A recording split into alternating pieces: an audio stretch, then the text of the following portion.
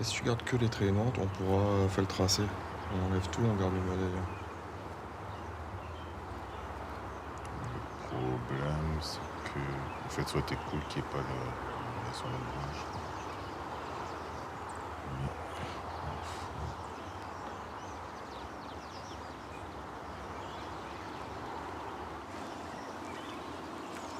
On est sur une exploitation de canne à sucre qui existe depuis la période de l'esclavage.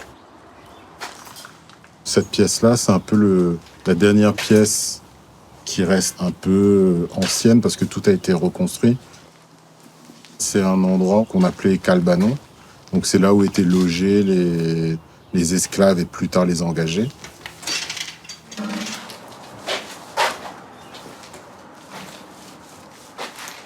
La première fois qu'on est venu, la pièce était habitée par les arbres. Et lorsqu'on est revenu, en fait, tout a été coupé. Donc naturellement, en fait, on s'est orienté sur les silencieux. Ce chapitre-là de notre travail, en fait, donc ces espèces d'hommes arbres, des esprits arbres, en fait. Et c'est pour ça que pour cette peinture-là, on a traité ce chapitre du végétal. C'est vraiment très racinaire. Et limite, ça va même vers le côté... il y a un côté aussi organique au niveau des organes, au niveau du groupe, enfin Système sanguin. système sanguin et tout. Et du coup, voilà, c'est sur cette orientation-là qu'on a pris pour cette peinture à cet endroit-là. En fait, on s'est inspiré de Piton Tortue. C'est un lieu mystique et limite sacré. Dans tout le pourtour de ce piton, il y a des souches avec des formes. Donc, ils ont chacun un nom. Et du coup, dans notre mythologie, le silencieux reprend cet esprit de souche à forme humaine ou animale, qui est comme un gardien d'un lieu spécifique.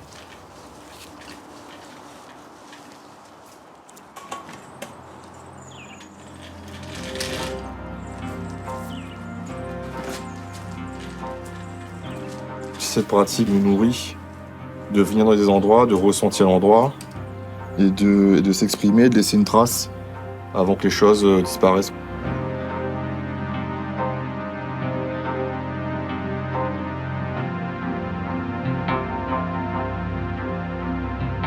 On s'est rencontrés aux Beaux-Arts et on avait cette habitude d'aller peindre des endroits abandonnés, puisqu'à l'époque on faisait du graffiti, dans les années 90. Et à un moment, on s'est rendu compte que ça n'avait pas d'utilité de répéter des codes graphiques qui venaient des années 70 à New York, dans des grandes mégapoles, alors que nous, on était deux Réunionnais perdus dans l'océan Indien, avec une histoire spécifique, un territoire spécifique.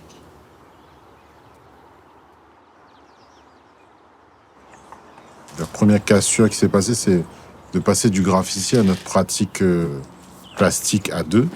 Donc en fait, le graffiti, c'est vraiment un certain académisme. Donc à l'intérieur, le contour, etc., comment on fait les lettres, la technique. En fait, on a cassé tout ça en faisant que du noir et blanc. Donc on a passé des années à faire que du noir et blanc. Donc on utilisait du rouge de façon ponctuelle parce qu'en fait, à La Réunion, le rouge renvoie au sacré dans à peu près toutes les religions. Et du coup, c'était ce trio de couleurs-là, blanc, noir et rouge. On s'est confronté au manque d'images dans l'histoire à La Réunion. C'est-à-dire toutes les images qu'on peut trouver anciennes, entre guillemets, c'est des gravures de personnes qui venaient de métropole ou d'ailleurs. C'était du travail, on va dire, un peu documentaire, mais un peu folklorisé aussi. Donc, on n'a pas d'héritage visuel, on a beaucoup de... Enfin, c'est l'oralité, la cuisine, la musique, etc.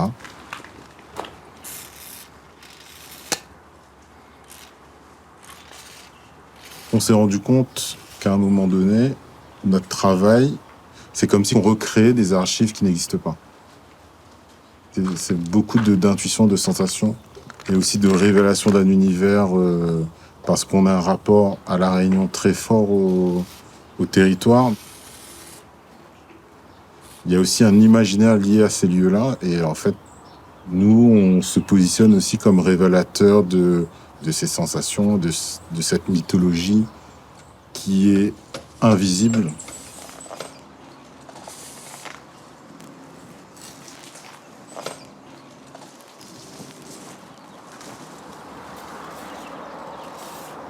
Comme on a ce vide dans l'histoire, au niveau graphique, on cristallise, on met en image des sensations. Et en même temps, on capte aussi des énergies, des sensations de l'histoire aussi, ou des lieux. On crée la mémoire pour des générations futures.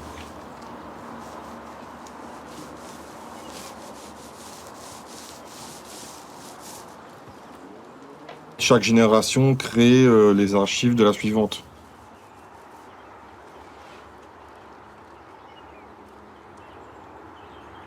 La Réunion est passée du monde de l'oralité au monde moderne de l'image, d'Internet.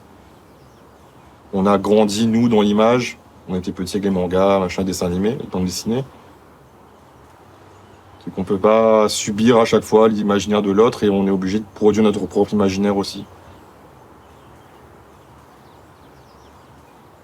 Donc il y a un côté lutte aussi de l'image.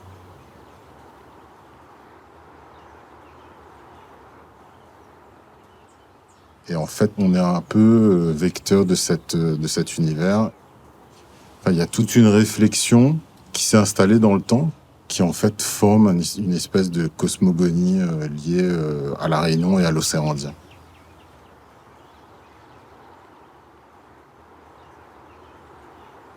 On a tous les deux grandi dans ce sentiment d'ambivalence, d'admiration et de peur de la nature, des montagnes, des rivières, des forêts, des arbres et tout. Et c'est ça qu'on essaie de remettre en image.